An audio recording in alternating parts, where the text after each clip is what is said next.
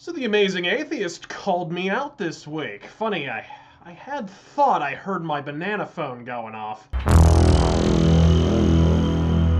The proverbial throwing of the Cheeto-caked gauntlet came in response to a fairly innocuous tweet by yours truly, deriding Neil deGrasse Tyson for his preachiness and facial hair in fairly comedic fashion. But let's address the truly pressing concerns according to you. How dare you call Neil deGrasse Tyson's mustache cheesy? Number one, you're right. That mustache isn't cheesy. It eclipses cheese. That fucking thing is sour cream. It's the kind of mustache that comes with a wah-wah pedal, assless chaps, and a pizza boy. Second off, believe it or not, given the timing, my tweet wasn't actually in response to Neil deGrasse Tyson's Christmas Day rant. I didn't even find out about his Yuletide escapades until after I posted the tweet in question. I simply saw a bunch of people were discussing the man on Twitter when I logged on, and decided to chime in with my 2 cents, as I'm never one to miss an opportunity to take pot shots at a confirmed and proven fraud. Simple fact is, I don't like Neil deGrasse Tyson, and neither should you. So he's an astrophysicist, so is Brian May, and he plays a better guitar solo. Fuck Christmas Day.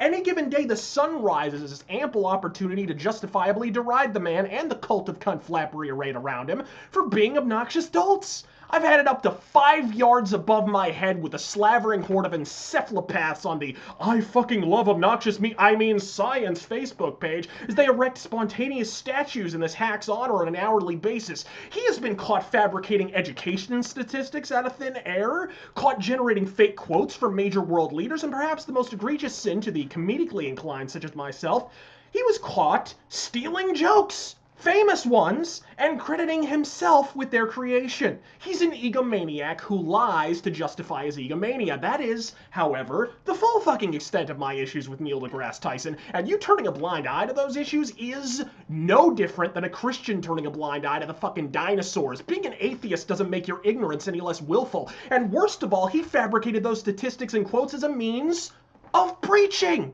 and proselytizing to bolster a worldview that may or may not be accurate, but which any educated person now has to find at least somewhat suspect, given the fact that he felt the need to lie his nuts off in order to advance it. Neil deGrasse Tyson is preachy as a televangelist. You know, the difference between Neil deGrasse Tyson and a televangelist is Neil deGrasse Tyson is actually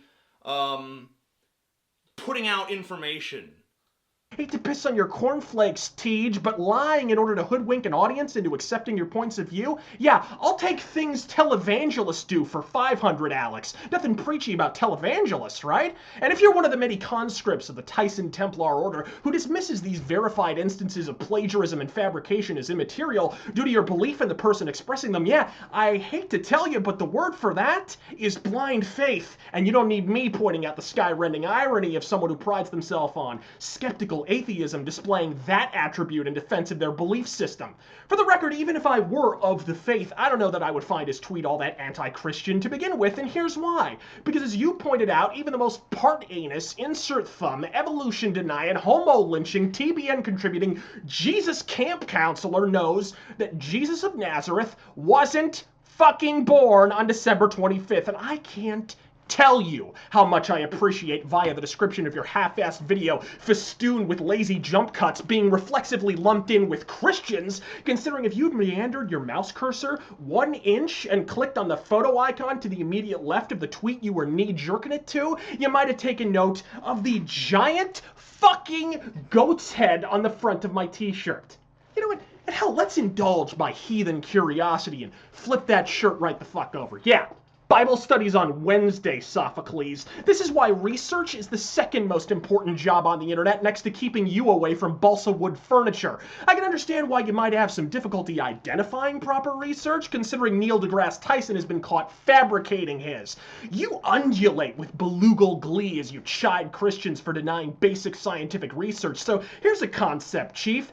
Maybe veer that mouse 3 entire penis lengths to the left and verify the fact that you're filled to overflowing with new and exciting varieties of bullshit. So if you're looking for a fuck you, Tej, guess what, Slick? Fuck you! Fuck you for taking me out of context, fuck you for defending a liar and a charlatan, and fuck you on into 2015. Fuck you from every angle, with every object within reach. I'm Razor Fist.